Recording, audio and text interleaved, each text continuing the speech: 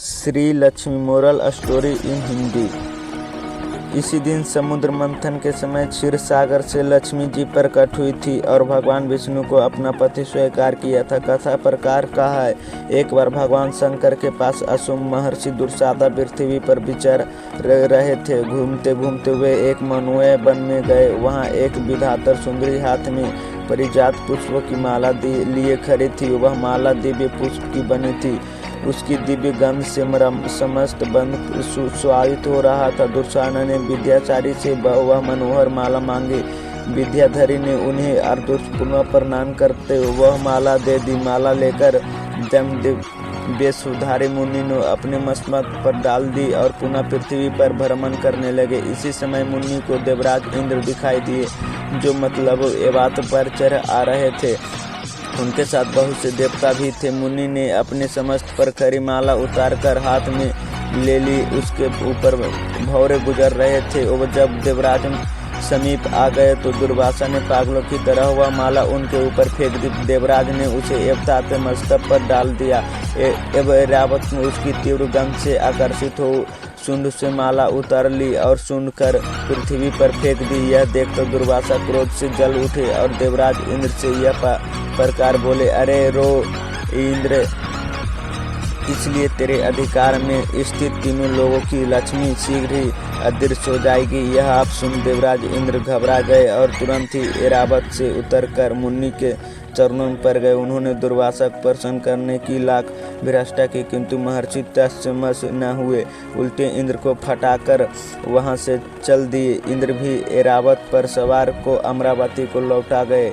उसने सभी तीनों लोगों लक्ष्मी नष्ट हो गई। इस प्रकार त्रिलोकी के श्रीहीन एवं सत्वहीन हो जाने पर दानवों ने देवताओं पर चढ़ाई दी। देवताओं में अब उत्सव कहाँ रह गया था। सब ने हार मान ली। फिर अभी सभी देवता ब्राह्मणी जी शरण में गए।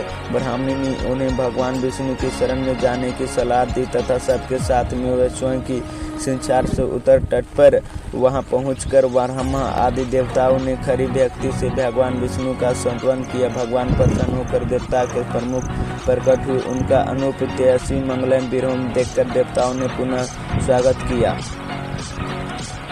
यह कार्य है बहुत दुष्कर, अतः तुम्हें दैत्यों को अपना साथी बना लेना चाहिए। मैं तो तुम्हारी सहायता करूंगा। ही भगवान की आज्ञा देवता देवगण संधि कर अमृत प्राप्ति के लिए प्रयास करने लगे। वे भांति भांति की औषधियाँ लाए और उन्हें शीर्षार्क में छोड़ दिए। फिर मंदाचल पर्वत को मथानी और वासुकी नागराज को नेति बनाकर बड़े वेग से समुद्र मंथन का कार्य आरंभ किया। भगवान ने वासुकी की पूछ की और देवताओं और को मुख की और दैत्यों को लगाया। भक्त वत्सल भगवान विष्णु स्वयं कच्छल रूप धारण क्षीरसागर सागर में घूमते हुए मंत्रदान के लिए आधार बने हुए थे। वे हीरा एक रूप से देवता और एक रूप से दैत्य में मिला नागराज को खींचने में भी सहायता देते थे तथा एक अन्य विशाल रूप से जो देवता और दैत्यों को दिखाई नहीं देता था। उन्होंने मंत्रराज को उत्तर से उगदवा दिया। इसके साथ ही वे नागराज वासुकी में बल का संचार करते थे और देवताओं से की भी शक्ति बढ़ा रहे थे। इस प्रकार मंथन करने पर क्षीरसागर सागर से क्रमशः कामधेनु, वारुणी देवी, कल्पवृक्ष और अप्सराएं प्रकट हुई।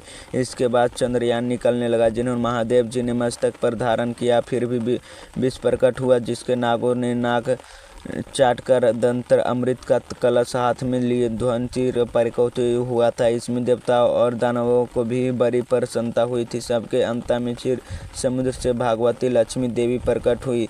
वे सीखे हुए कमल के आसमान पर विराजमान थी। उन्होंने अंगों की दिव्य कांति और करापाकिश को थी। उनके हाथ में कमल शोभा पर आ रही थी। उनका दर्शन कर देवता और महर्षि प्रसन्न हो गए।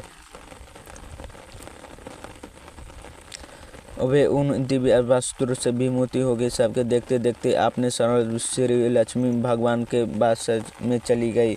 भगवान को लक्ष्मी जी के साथ देखकर देवता प्रसन्न हो गए। देवताओं को खैर बड़ी निराश हुई। उन्होंने स्वयं तीर के हाथ में अमृत का कलश छीन लिया, किंतु भगवान ने मोहिनी स्त्री के रूप में उन्हें अपनी माया द्वारा मोहित करके सारा अमृत देवताओं को ही पिला दिया।